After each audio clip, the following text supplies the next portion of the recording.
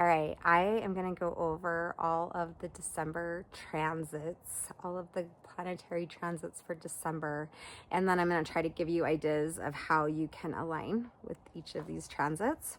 So we're going to start with Saturn. So he just finished retrograding in Pisces on November 27th, and now he is going direct through Pisces. He's at the very beginning of the sign, so he's going to be in Pisces for a while. And when Saturn's in Pisces, he is all about making us face reality. So Pisces is very dreamy, and the highest form of Pisces is when we're able to let go and surrender to a higher power. But kind of the lower energy of Pisces is escapism and not being grounded in reality, or like not wanting to face our emotions, or not wanting to face something in our life, and we're going to escape from that thing. And so when Saturn comes into Pisces, he's like, no, you're gonna like face the thing. And so this can actually be a place that can be a little bit harsh, because maybe we've been trying to escape something and Saturn isn't going to allow for that anymore. Saturn's the sign that makes us face our karma, and we will grow a lot wherever you always want to know where Saturn's at in your chart, because wherever Saturn's at is where you're going to grow the most in that area of your life for the next 2.5 years. And so Saturn hasn't even been in Pisces for a year now, so we have a ways to go. But he was retrograding back through Pisces, and so Saturn's the slowest moving sign. So it takes a while for him to move back and forth, which is why we pay the most attention to him, because when he's in a sign, he's really there for a while, and he really makes us learn a lot about that area of our life. And so Saturn being in Pisces is like, you've got to face reality. And when so for example, Saturn's in my second house, so whatever house Saturn is in your chart has been going through a number, because Rahu was in Pisces for 1.5 years, and wherever Rahu's at, Rahu's like the head of the dragon, and it wants to consume everything in sight, and it's not digesting anything because it doesn't have a body. It's just the head of the dragon. And so it's oftentimes shows up as very impulsive and not very thought out. And so we may have been making a little bit, like Rahu kind of makes a mess wherever he goes. And so we may have made a little bit of a mess in that area of our life. So for me, Rahu is going through my second house, and that's the house of finances and our values. And so Rahu, is making a big old mess in there. And then Saturn came in at the very tail end of Rahu being there, and they had a fun little eclipse together where they got to come together. And then Rahu moved out of Pisces, Saturn moved right on in, and then Saturn started to kind of clean up the mess that Rahu was making, because Saturn is like, no, you're going to, have a clean house. And that's why people would clean their house on Saturday. Saturn, clean your house on Saturn day. So Saturn's going to come in and clean up the house, and Rahu left a big old mess. And so it's probably feeling like that area of your life has been going through a bit of a wrecking ball. And then Saturn decided to retrograde right back through. And whenever a planet is retrograding, it's more powerful, and it is making us revisit lessons, and Saturn's all about those lessons. So when Saturn's retrograding, we're like definitely going to go in and revisit all of the things that we did not clean up along the way as Saturn was coming through, and we're revisiting it again. Like, shoot, I should have cleaned that up, because now I'm visiting it again with good old Saturn. And now Saturn is moving forward. And so what I'm trying to say is that Saturn will give us one more opportunity to kind of clean up the mess that Rahu made. And this time, hopefully, we're coming in with a little bit more knowledge, and we can maybe make a little bit more wiser decisions in this area of our life. So we can see it as an opportunity to clean up the mess.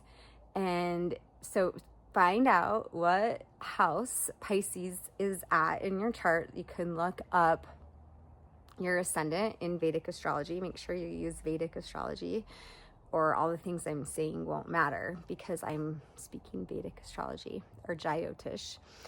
But find out where your ascendant is, and your ascendant is your first house. So if your ascendant is a Gemini, then Gemini is your first house. If your ascendant is a Pisces, then Pisces is your first house, and that means Saturn's in your first house. And so when we find out what area of life Saturn's in, then we can be more aware of where we're going to probably be growing at the most, what area of our life we're going to be growing the most over the next 2.5 years. And so for me, again, Saturn's in my second house with values and finances. And so this is the area of life that I'm going to be growing the most in. And so that's a good way to align with Saturn energy, is to know what house Saturn's in and then be aware of the lessons and growth that's happening in that house while it's happening. Okay, so Mercury just ended his retrograde on November 29th in Scorpio. And when Mercury is in Scorpio, he was in Libra. So when Mercury is in Libra, we are able to communicate, we're able to think about other people, and when we need to share ideas, we're able to have conversations that we are good listeners in, and we're really hearing what the other person is saying, and then we're able to respond in a way that takes everybody's feelings into consideration. So if you've been putting off a hard, difficult conversation, this is the week to have that conversation, because Mercury will move into Scorpio on December 6th. And when Mercury is in Scorpio, this is not a good time to communicate, because Scorpio is ruled by Mars. Mars can be kind of combative. And this is an area where if Mercury's in Scorpio, it's not the best time to have these conversations with other people. So if you need to talk to somebody in a way that is going to bode well for both parties, maybe it's a challenging conversation, then this is a good time to have it, but make sure that you have that conversation by December 6th, because then it's really not a good time to have the conversation. So once the Mercury is in Scorpio, we can be manipulative, or we can be a little bit more maybe not as truthful as we usually are, and we might be trying to kind of like change someone's perspective to meet our interests, rather than being able to like even hear their perspective. So if we want to align with Mercury in Scorpio, then the best way to do that is by honoring our true self and really going inward and spending time figuring out how we actually feel, rather than how we think others should feel. So that's something that Scorpio, like if you're a Scorpio ascendant, Scorpio tries to kind of manipulate other people, and they often think that they're doing it just out of the good for the other person, but it can actually be a little bit controlling. And so we don't want our communication to be controlling. So when we're in that place, we want to turn it inward on ourselves, like use that energy to refine your own behavior in your own mind, in your own actions, rather than projecting it onto other people. And then Mercury will move into Sagittarius on December 19th.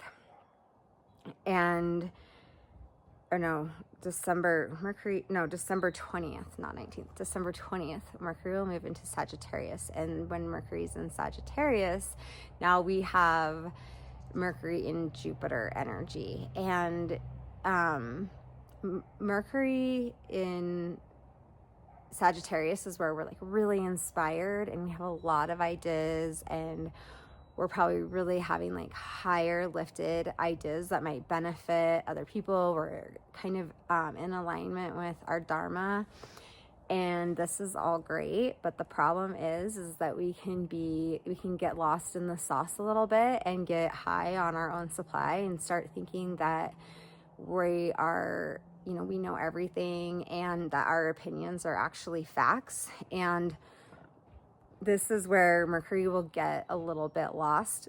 And so again, this isn't the best time to have conversations. You are obviously going to have to communicate, but we want to make sure that when we're communicating that we're not just shoving our opinions down other people's throats, and that we're able to really listen. And this is also a lesson of Scorpio. Just do more listening right now, and do a little bit less talking, a little bit less projecting onto other people. And the best use of aligning with Mercury in Sagittarius is to write down your inspiring ideas. So you're going to have all these inspiring ideas that you're going to want to go and share with everybody. But instead of sharing them with everybody, just write them down. So then we have a full moon in Taurus in the nakshatra of Rohini on December 4th. And I love Rohini. It's my favorite nakshatra, and it's also the moon's favorite nakshatra too. And Rohini is considered a really lucky nakshatra to manifest on. And so full moons are also when we want to manifest. And when the moon is in Rohini, this is his exaltation point. And we just had the new moon in Scorpio where the moon was debilitated and we were facing our fears and we were feeling very uneasy and insecure. And then on December 4th, we're going to feel the full opposite of that, where we realize that we are always safe, we are always supported, and we can settle into the heart and into the only thing that is real, which is unconditional love. And the ultimate goal of the moon is to be at peace, because the moon is our mind. And when the moon is in Rohini and Taurus, it is at peace. And it's a time for celebration, and it's a time and anytime the moon's full, it's a time for celebration. We want to celebrate all of the seeds that we planted on the new moon and all of the hard work that we've been doing over the 2 weeks to manifest those seeds. And we just want to celebrate. So the full moon is all about receiving. So just sit and receive all that wonderful energy of love and beauty and peace, and how all your dreams are just manifesting right before your eyes. Okay. Then we have Jupiter still retrograding in Gemini. So this is not Jupiter's just here retrograding.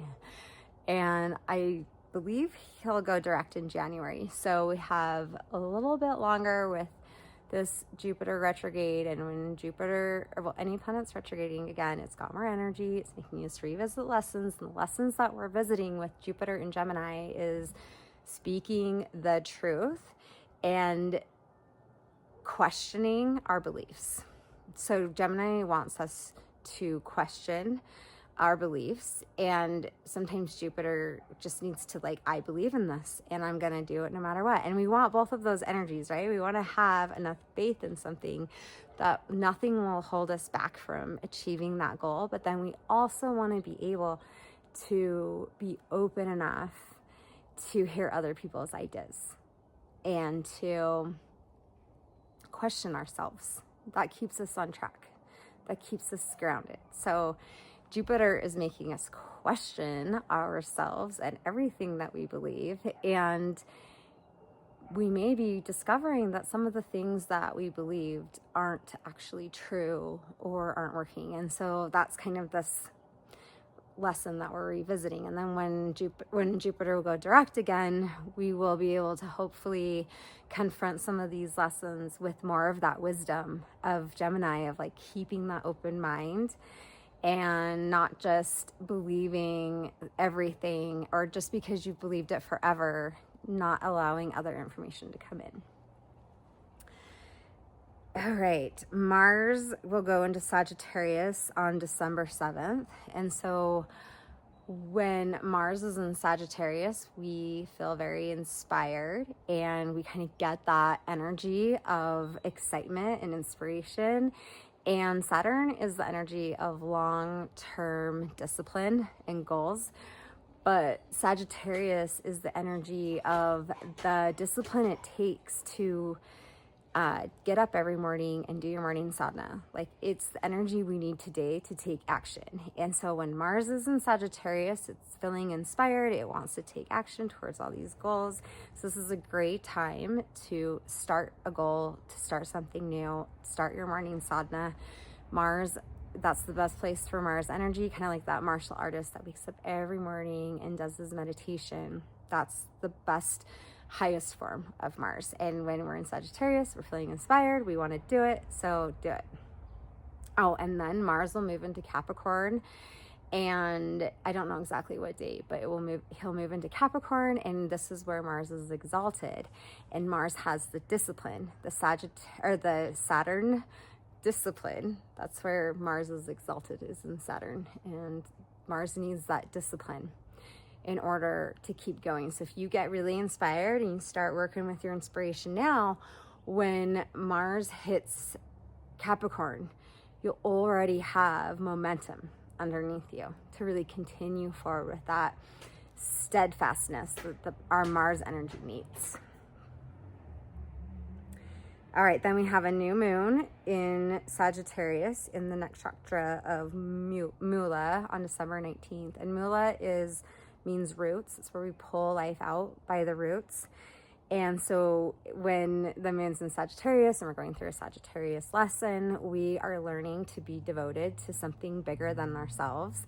And we're finding deeper meaning and purpose in this life. And so we want to pull everything out by the roots that's not serving us anymore, that could be holding us back from reaching this higher purpose or these higher aspirations that we have for ourselves. And again, Sagittarius is a very inspired sign. And so we might be feeling a lot of inspiration. We might be getting excited about life. And then when Saturn or the moon will go into, we'll talk about that another time, into Gemini. Well, okay, I'll just say when the moon goes into Gemini, then we're getting more into like the facts and the details. And sometimes these facts and details can kind of dull out that inspiration. So right now is a good time when that new moon hits. With the new moon's all about manifesting, and so we want to hit that energy hot on so the new moon's on the 19th. So on the 19th, on the new moon, sit down and write down what you're trying to manifest, what you're trying to bring forth.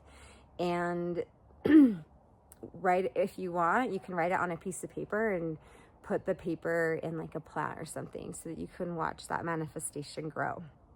And you might be feeling really inspired by this moon, so take advantage of that energy. Write down something big.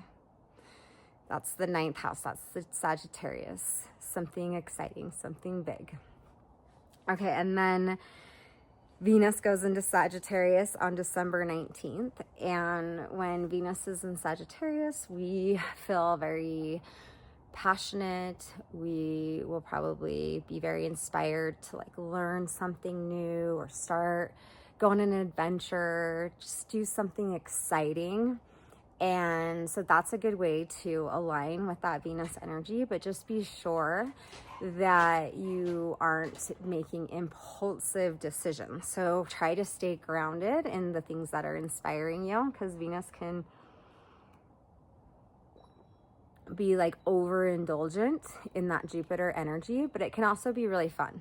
So you might feel inspired and passionate about something. Just make sure that you aren't being too impulsive.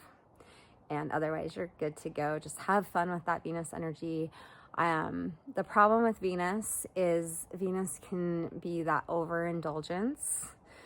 And in Sagittarius, Venus can get really excited and overindulge. And so really aligning, if you have a tendency to overindulge and be impulsive, then just be aware that that tendency is going to be a little bit more amplified right now. If you're someone who's very disciplined, and maybe you need a little inspiration from Venus, then maybe allow yourself to be more in the flow of that excitement and maybe taking a chance or making an impulsive decision and just doing something that you wouldn't normally do. So that is how to align with the month of December. And I will